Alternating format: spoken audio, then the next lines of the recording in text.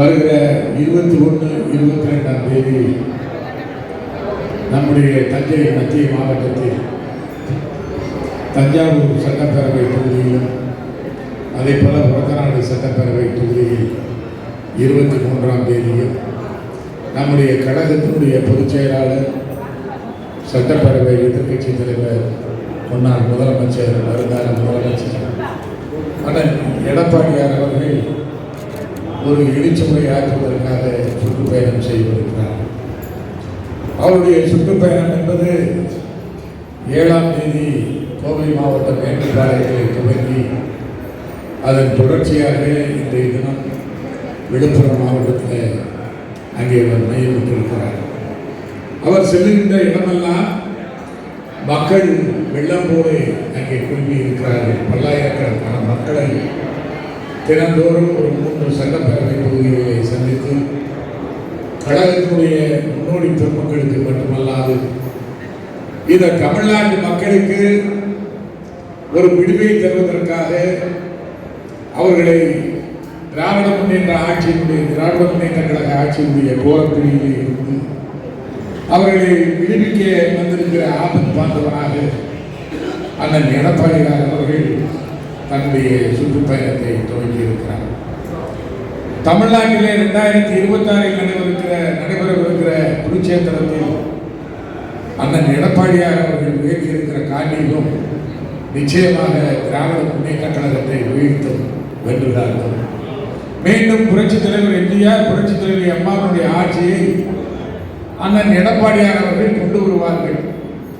காரணம் என்னவென்று சொன்னால் 2021 பொய்யான புனையான குற்றச்சாட்டுகளை அனைத்து இந்திய அண்ணா திராவிட முன்னேற்ற கழக தலைவர்கள் மீது இந்த இயக்கத்தின் மீது கூறி தேர்தலில் ஒரு போலி வாக்குறுதிகளை தந்து பொய்யான வாக்குறுதிகளை தந்து அந்த தேர்தலில் 21 திராவிட முன்னேற்ற கழகம் வெற்றி பெற்றது.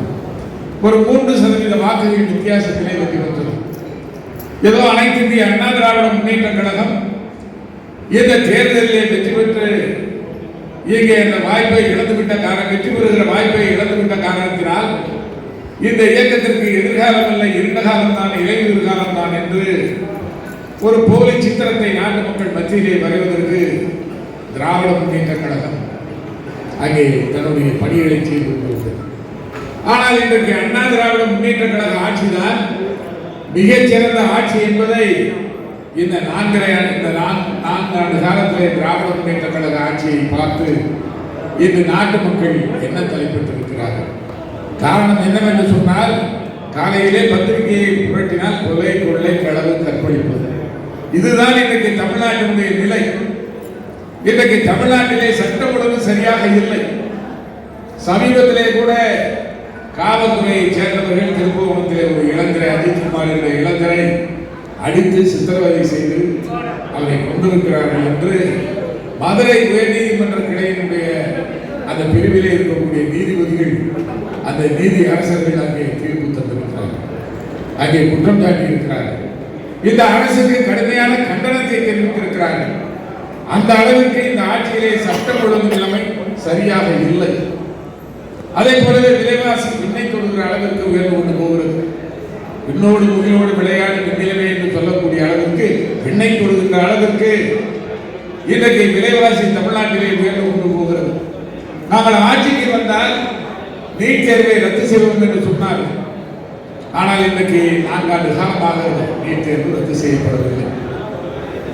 ஆனால் அண்ணன் எடப்பாடியார் அவர்கள் நீட் தேர்வினாலே பாதிப்பு மக்களுக்கு ஏற்பட்டுவிடக்கூடாது என்பதற்காக 7.5% உள்ஒதுக்கீடை மாணவர்களுக்கு, பள்ளி கல்வியிலே படிக்கக்கூடிய மாணவர்களுக்கு ஒதுக்கீடு செய்து ஒரு ராஜதந்திரத்தோடு ஒரு சட்ட முன்மொழிவை அவர் கொண்டு வந்தார்.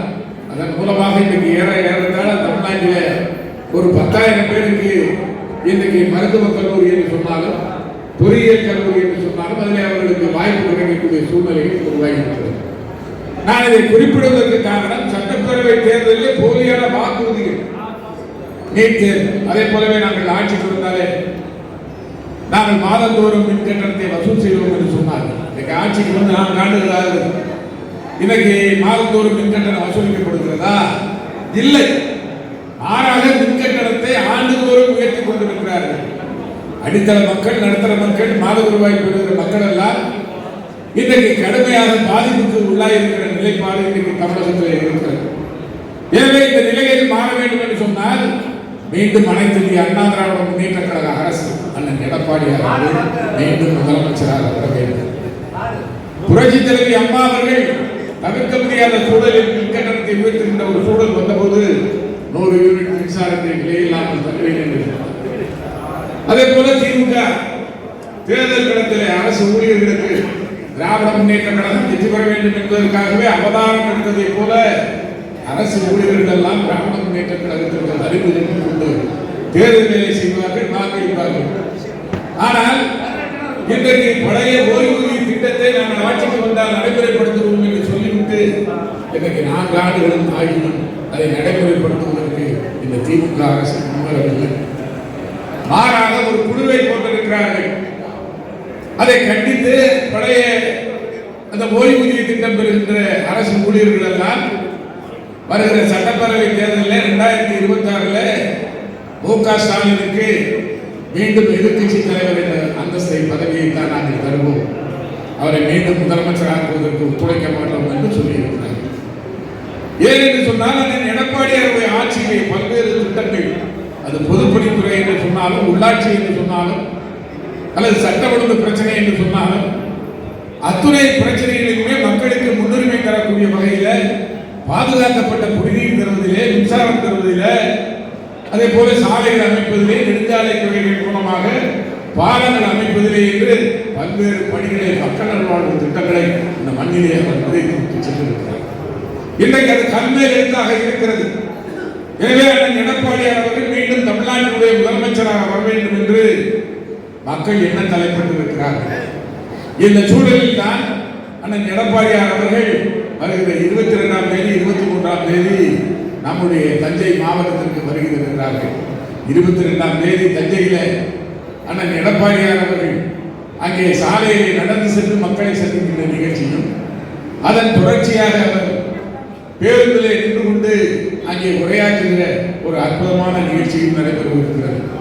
அதற்கு பின்னாலே இந்த பகுதியிலே கழகத்தின் ஊற்றுக்காலாய் இருந்த மறைந்த சகோதரர் தங்கமுத்து அவர்களுடைய திருவுருவச் சிலையை அவருடைய இல்லத்திலே திறந்து வைப்பதற்கு இசைவமைத்திருக்கிறார்கள்.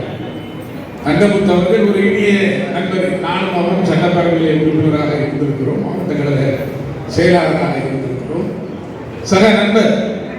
அவருடைய மறைவு என்பது இயக்கத்திற்கு துரதிர்ஷ்டவசமானது. அவருடைய திருவுருவச் சிலையை திறப்பதற்கும் அண்ணன் எடப்பாடியார் அவர்கள் இசைவு தந்திருக்கிறார்கள். எனவே அந்த நிகழ்ச்சியிலும் கலந்து கொள்ள வேண்டும். அதே போல உரத்த நாட்டிலே அடுத்த நாள் அந்த நிகழ்ச்சி சிறப்பாக நடைபெறுவதற்கு மிக ரோட் ஷோ என்று சொல்லக்கூடிய அந்த சாலையிலே மக்களை சந்திக்கின்ற நிகழ்ச்சி, அதே போலவே அந்த பொதுக்கூட்டம், அங்கே நடைபெறுகிற அந்த பொதுக்கூட்டம், இவையெல்லாம் பிரம்மாண்டமாக இந்த மாவட்டத்திலே, தமிழ்நாட்டிலே முதன்மையான இடத்திலே தஞ்சை மாவட்டத்திலே நடைபெற்றது என்று சொல்லக்கூடிய அளவில் உங்களுடைய பணிகள் எல்லாம் ஒருங்கிணைக்கப்பட வேண்டும் என்று உங்களை அன்போடு நான் பாவத்திற்கு கேட்டுக்கொள்ள கடமைப்பட்டிருக்கிறேன். ஏன் என்று சொன்னால் இது இந்த வாய்ப்பு என்பது கழகத்திற்கு கிடைத்திருக்கிற ஒரு அற்புதமான வாய்ப்பு. வாய்ப்பின் மூலமாக திராவிட முன்னேற்ற கழகத்தை வீழ்த்தி அனைத்து இந்திய அண்ணா திராவிட முன்னேற்ற கழகத்தை அரியணையில் ஏற்றுவதன் மூலமாக, அண்ணன் எடப்பாடியாரை தமிழகத்தினுடைய முதலமைச்சராக கொண்டு வருவதன் மூலமாக தமிழ்நாட்டினுடைய எதிர்காலத்தை நிர்ணயிக்கக்கூடிய சக்திகளாக அண்ணா திராவிட முன்னேற்ற கழகம் இருக்கும் என்பதை, கடந்த காலம் போல சிறப்பாக செயல்படும் என்பதை நாம் நிரூபணம் செய்யக்கூடிய வாய்ப்பு. எனவே தேர்தலுக்கு முன்னோட்டமாக அண்ணன் எடப்பாடியாருடைய இந்த சுற்றுப்பயணத்தை பல்லாயிரக்கணக்கான மக்களை நாம் திரட்டி இந்த இயக்கத்தான் மீண்டும் ஆட்சிக்கு வரக்கூடிய இயக்கம் என்பதை மக்கள் மன்றத்தில் நிறுவனம் செய்யக்கூடிய அளவில் நம்முடைய பணிகள் எல்லாம் சிறப்பாக இருக்க வேண்டும் என்று சொல்லி சுவர் விளம்பரங்கள் என்று சொன்னாலும் சரி, அல்லது சுவரொட்டிகளை ஒட்டுவதிலும் சரி, விளம்பரத்தாளிலே நம்முடைய விளம்பரங்கள் தருவதிலும், அதே போலவே மக்களுடைய வாழுகிற அந்த இல்லங்களிலே சென்று துண்டு பிரசுரங்கள் வழங்குவதன் மூலமாக இந்த சுற்றுப்பயணத்தை நாம் வலிமையாக மக்களிடத்திலே கொண்டு சேர்த்து தமிழ்நாட்டினுடைய முதலமைச்சராக எடப்பாடியார் அவர்கள் வர வேண்டும். ஏனென்றால் அவர் இந்த இயக்கத்தை பாடி வீடாக, படை வீடாக, பாசறையாக ஆட்பெரும்படை அணிவகுப்பு தேர்ந்து எத்தனை படைகளை அழைத்துக் கொண்டு மு.க. ஸ்டாலின் வந்தாலும் அத்தனையும் முறியடிக்கிற ஆற்றல் வலிவு துணிவு அண்ணன் எடப்பாடியார் அண்ணன் எடப்பாடியார் வழியே நம்மொழி அதுவே இன்னும் நல்வழி என்ற தாரக மந்திரத்தை ஏற்று அவர் சுட்டிக்காட்டுகிற திசையிலே எட்டிப்பாய்கிற ஈட்டி முறைகளாக சுற்றுச்சூழல் பணியாற்றி கண்பூர் பகலாகி கண்ணுறக்கமின்றி கழக வெற்றிக்கு நாளும் பொழுதும் உழைக்கிறோம் என்று சொல்லி நம்முடைய இந்த சுற்றுப்பயண நிகழ்ச்சி என்பது வரலாற்றிலே எழுதப்படக்கூடிய ஒரு பொன்னேடாக ஒரு புகழ்மிக்க சரித்திரமாக மாற வேண்டும் என்று உங்களை அன்போடு கேட்டு நல்ல வாய்ப்புக்கு நன்றி.